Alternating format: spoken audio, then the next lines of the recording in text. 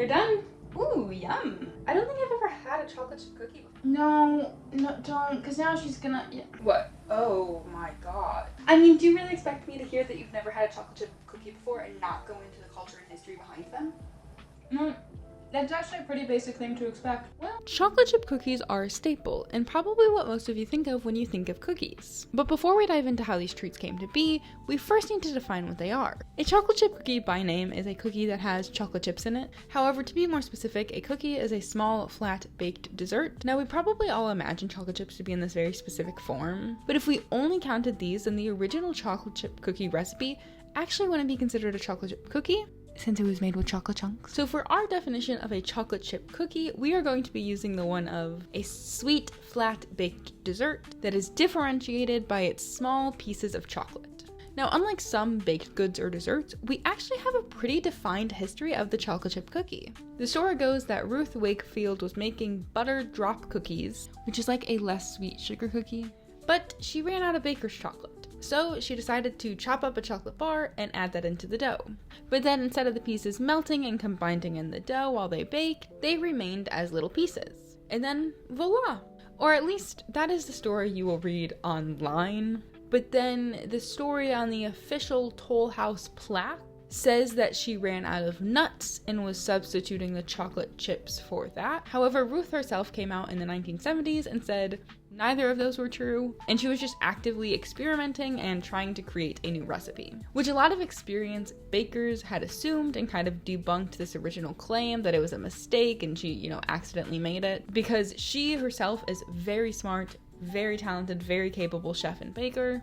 And so it didn't make sense that she would think that the chocolate pieces would melt and combine with the dough. But whatever the actual story is, once she invented these cookies, she started selling them at her Toll House Inn, which wasn't actually an inn, it was just like a restaurant she was running. And so she started to sell these to her local market in Massachusetts. And people loved them. And once people tried them, they wanted to try and recreate them at home. It is then rumored that Nestle saw the increase in chocolate bars being sold in Massachusetts and went to investigate the reason. And while there, they struck up a deal with Ruth that they were going to get her recipe for the chocolate chip cookie, and in exchange, she would get a lifetime supply of chocolate. This deal happened in 1939, so quite a few years after the chocolate chip cookie was originally invented in the early 1930s. And now, while we might see the chocolate chip cookie being a product of chocolate chips, it's actually the other way around, because Nestle only started to make chocolate morsels or chocolate chips to be used in chocolate chip cookies. And in fact, in the original recipe that she published in her Toll House Inn cookbook in 1938, she even has a note reminding people to not melt the chocolate and that you were only supposed to chop it up and add it into the dough. And you may be wondering how this treat that we see as such a staple wasn't invented until 1930, like that's not even 100 years ago yet, but it mostly comes down to that accessibility of chocolate. Well, cookies were invented in 7 AD and then became relatively available in the 7th century, which let me know if you want me to make a video going through the timeline of cookies as a whole. Chocolate wasn't easily accessible until the 16th or 17th century, which still leaves a few hundred years of experimentation to where they could have figured it out, but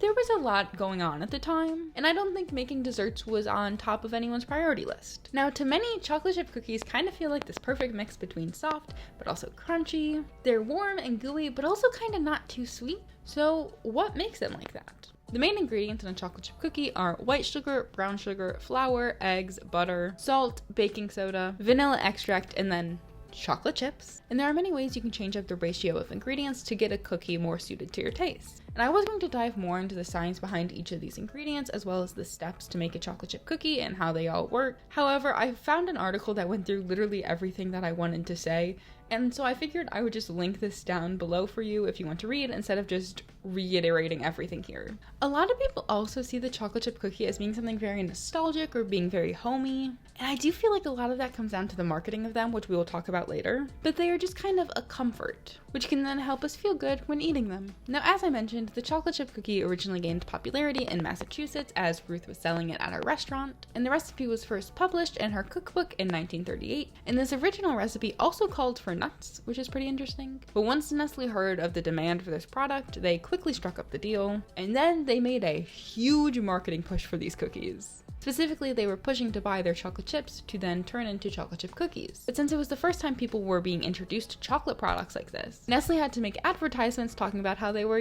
pre-cut and easy to use in any baking recipe. But they also heavily tied these chocolate chips to the cookie itself. And in early advertisements, they more so pushed the idea of what a chocolate chip cookie could be as a way to sell the chocolate chips. You can really tell the time frame that some of these advertisements were made because they were heavily pushing gender roles. In a lot of ads, they talked about making a good chocolate chip cookie meant you were a good housewife. They were pushing the idea that it was kind of this marker of an American family.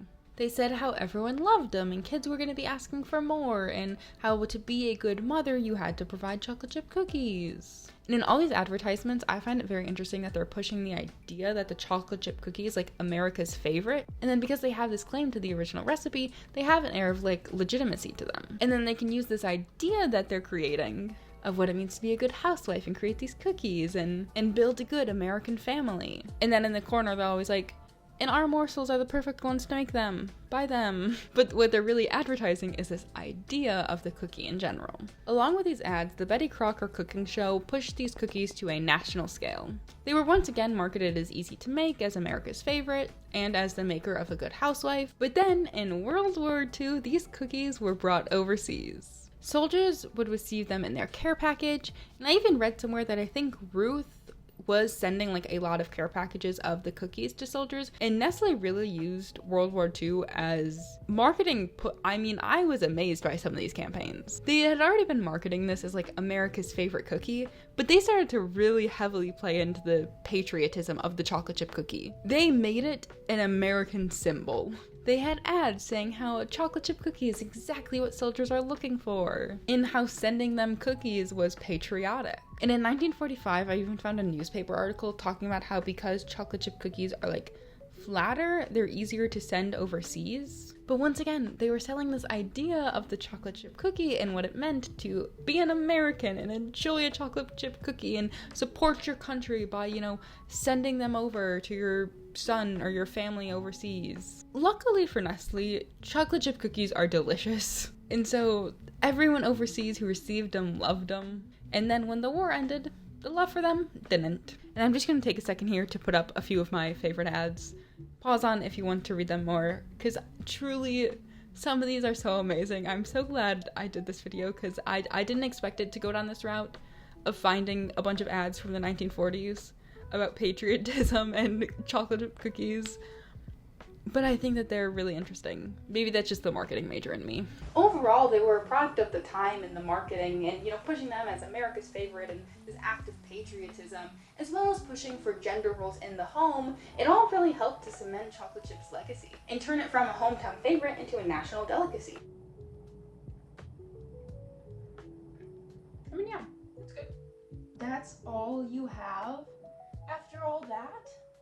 Do I need to go into it more? Because I didn't even get into the full genius behind Ruth or how the chocolate chip cookie, or originally known as the chocolate crunch cookie. Nope. We're gonna leave it there.